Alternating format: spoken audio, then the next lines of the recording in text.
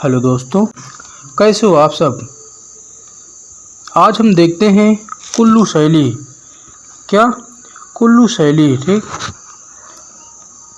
सांगरी रामायण किस शैली में अंकित है। क्या सांगरी रामायण किस शैली में अंकित है। तो हमारा आंसर है कुल्लू शैली, ठीक।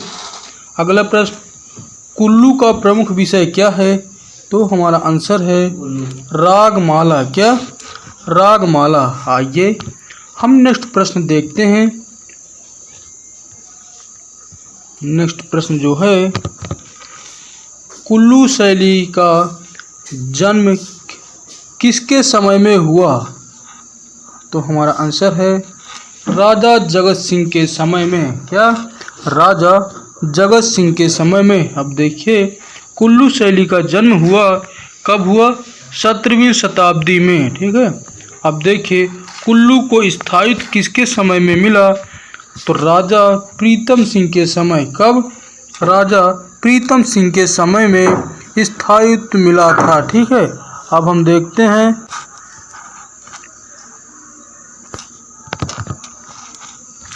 कुल्लू का पूर्ण विकसित रूप किसके समय में दिखाई देता है। तो हमारा आंसर है राजा विक्रम सिंह, ठीक।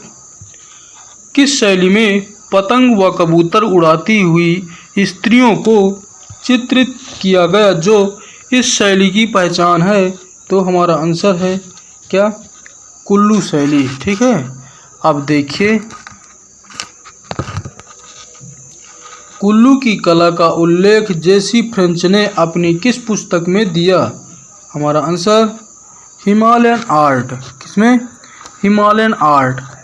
अब देखिए चित्र राधा कृष्ण कुंज में, ठीक, कुल्लू शैली का चित्र है। अब देखिए कुल्लू के अनेक चित्र किस संग्रहालय में सुरक्षित है। तो हमारा आंसर है पंजाब संग्रहालय पटियाला में। कहाँ, पंजाब संग्रहालय पटियाला में। अब देखिए कुल्लू की राजधानी क्या थी। तो हमारा आंसर है सुल्तानपुर, ठीक है। कहाँ, सुल्तानपुर। अब देखिए कुल्लू शैली का प्रारंभ कब हुआ। तो हमारा आंसर है 1750 ईस्वी के लगभग, ठीक है। अब हम देखते हैं जो नेक्स्ट प्रश्न है वो है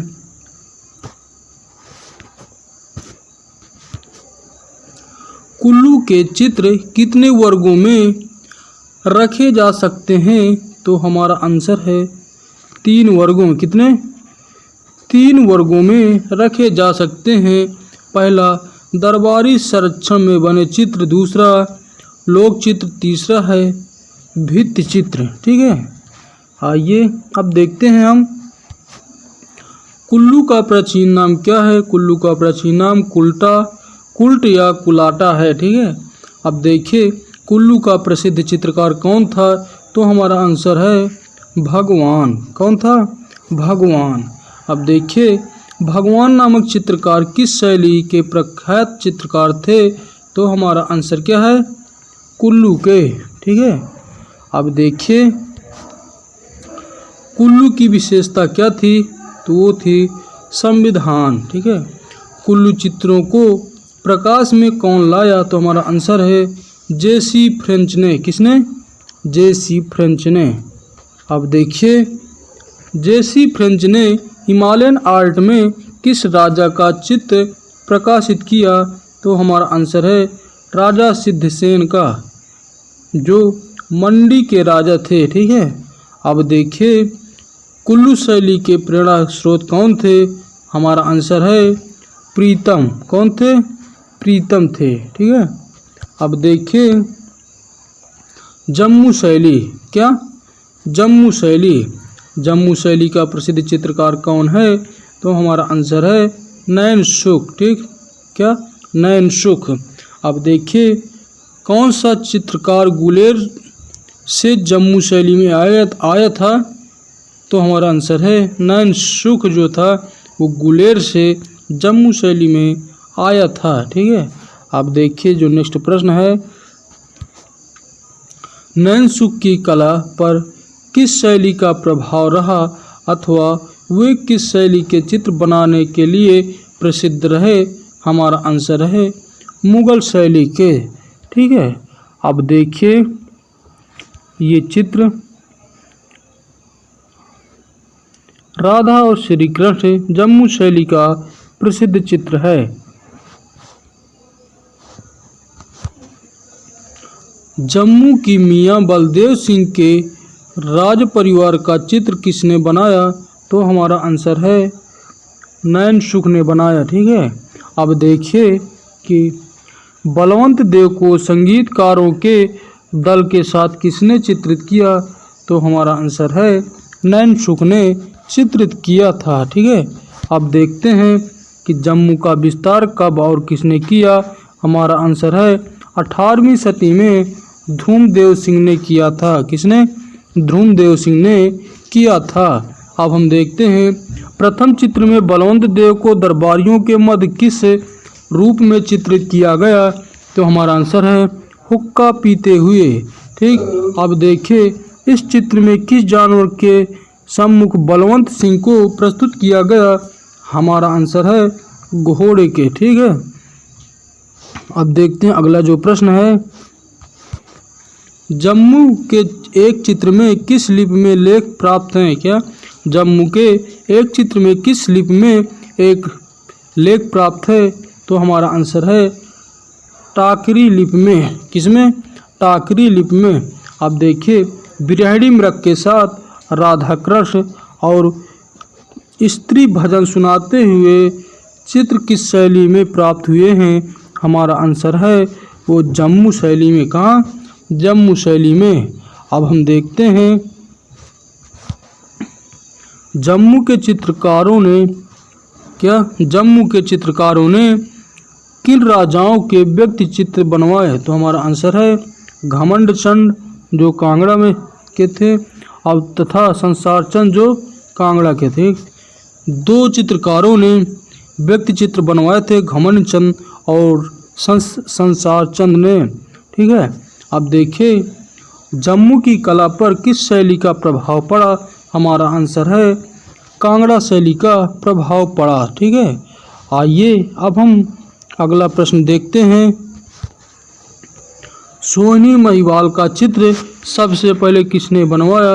आंसर है हमारा नैनसुख ने बनवाया था। ठीक है, अब बोस्टन म्यूजियम कहाँ पर स्थित है? आंसर है हमारा लंदन में स्थित है। अब हम देखते हैं सिख शैली। ठीक है, सिख शैली का हम अध्ययन करते हैं। सिख शैली देखिए सिख चित्रकला के मुख्य संरक्षक थे, वो थे महाराणा रणजीत सिंह थे। ठीक है, कौन थे? महाराणा रणजीत सिंह। सिख कला का मुख्य विषय है, तो सिख कला का मुख्य विषय था धर्मगुरु एवं 10वें गुरु गोविंद सिंह। कौन थे? धर्मगुरु एवं 10वें गुरु गोविंद सिंह थे। अब हम देखते हैं आनंदपुर प्रसिद्ध है। किस लिए आनंदपुर प्रसिद्ध है? तो हमारा आंसर है लघु चित्रकला के केंद्र के रूप में। क्या? लघु चित्रकला के केंद्र के रूप में प्रसिद्ध है। अब देखिए कपूर सिंह किस रूप में प्रसिद्ध था? तो कपूर सिंह व्यक्ति चित्रकार के रूप में प्रसिद्ध था। किस रूप में? व्यक्ति चित्र के रूप में प्रसिद्ध था। ठीक है, आइए अब हम अगला प्रश्न देखते हैं। किशन सिंह किस रूप में प्रसिद्ध था? तो हमारा आंसर है पशु पक्षी तथा वनस्पति के रूप में प्रसिद्ध था। ठीक है, आइए अब देखते हैं हम अगला जो प्रश्न है, सिख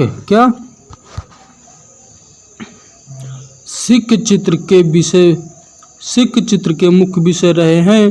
तो हमारा आंसर है वो रहे हैं व्यक्ति चित्र। क्या रहे?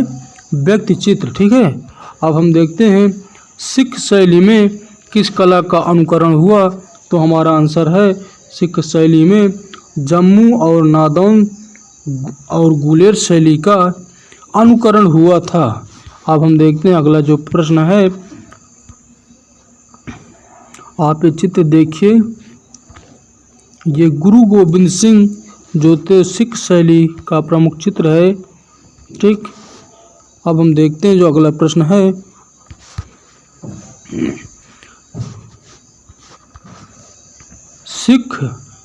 सिख शैली के लाहौर तथा अमृतसर प्रमुख केंद्र थे। इसके अतिरिक्त केंद्र कौन है? तो हमारा आंसर है ऊना, आनंदपुर, कपूरथला और साथ में पटियाला भी। ठीक है। अब हम देखते हैं कि अल्लाह बख्श, मल्ला राम तथा हरि सिंह ये प्रसिद्ध चित्रकार किस शैली से संबंध रखते हैं? तो हमारा आंसर है सिख शैली से संबंध रखते हैं। ठीक है। अब हम देखते हैं अंतिम प्रश्न। 1875 ईस्वी में 1875 ईस्वी में अंग्रेजों द्वारा लाहौर में स्थापना की गई। किसकी? 1875 में अंग्रेजों द्वारा लाहौर में जो स्थापना की गई थी वो की गई थी